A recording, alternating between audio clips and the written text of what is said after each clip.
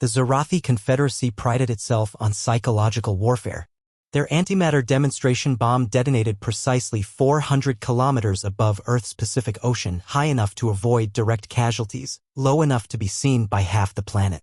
The message was clear: surrender or the next one hits the surface. Fleet Commander Vex observed the explosion's aftermath through his ship's sensors, satisfaction rippling through his crystalline form. Begin broadcasting demands. Full planetary surrender within one rotation or...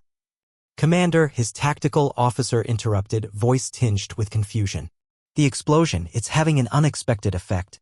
On Earth, Director Maria Volkov of the United Nations Office for Outer Space Affairs stared at her screens in horror. Not at the alien threat, but at what their bomb had just awakened. They triggered the Kessler field, she whispered.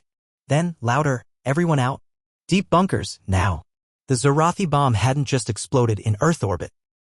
It had detonated in the middle of humanity's greatest secret shame and deadliest trap, the debris field. For decades, Earth's orbit had been filling with junk. Dead satellites, spent rocket stages, fragments from collisions. By 2075, there were over 3 million tracked objects larger than a centimeter. The scientists had warned about Kessler syndrome, a cascade effect where collisions create more debris which causes more collisions until orbit becomes a lethal blender of hypersonic shrapnel. They'd been wrong about one thing. It wasn't a syndrome. It was a weapon. The antimatter explosion vaporized 17 dead satellites instantly. The blast waves sent their fragments spreading at 28,000 kilometers per hour. Those fragments hit other debris, which hit more debris, which hit more. Within minutes, Earth's orbit became hell. What's happening? Vex demanded as alarms screamed across his bridge.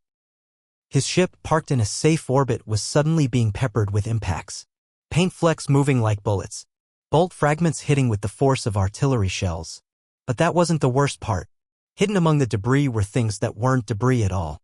Dormant weapons platforms disguised as dead satellites. Nuclear mines camouflaged as space junk. Killed satellites that had been playing possum for decades. The cascade activated them all. Sir, I'm reading active targeting systems. Hundreds of them.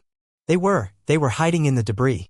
The human response came over all channels, Director Volkov's voice cold as the void. Zarathi Confederacy, you just activated Earth's orbital defense grid. Fair warning, we can't turn it off. It was true. The system had been designed as a last resort, a dead man's switch for the planet. Once triggered, the cascade would continue until nothing larger than dust remained in orbit, including the Zarathi fleet. A decommissioned weather satellite, its solar panels long since torn away, suddenly split open. Inside, a nuclear-shaped charge that had been waiting 40 years for activation. It detonated, sending a cone of superheated plasma directly into a Zarathi cruiser's hull. More explosions followed. Some were intentional, hidden weapons activating. Others were just physics in action as the debris field reached critical mass. Pieces of human history became hypersonic projectiles. A Tesla Roadster, launched as a publicity stunt decades ago, punched through a fighter squadron at 40,000 kilometers per hour. Retreat! Vex screamed. Get us out of orbit! But orbital mechanics aren't forgiving. The debris cascade was expanding, a sphere of death growing outward from Earth. Ships trying to escape found themselves flying into walls of shrapnel. Those that tried to go higher discovered the old military satellites in graveyard orbits, awakening after decades of sleep. The pride of the Zarathi fleet, 97 vessels strong, was being sandblasted out of existence by humanity's garbage. On Earth, people watched the night sky light up with thousands of impacts and explosions. The Kessler field was beautiful in its lethality, a glittering shroud of death that turned their planet into an impregnable fortress. 3 hours later, only one Zarathi vessel remained, its hull pocked with millions of micro-impacts, limping toward the edge of the solar system.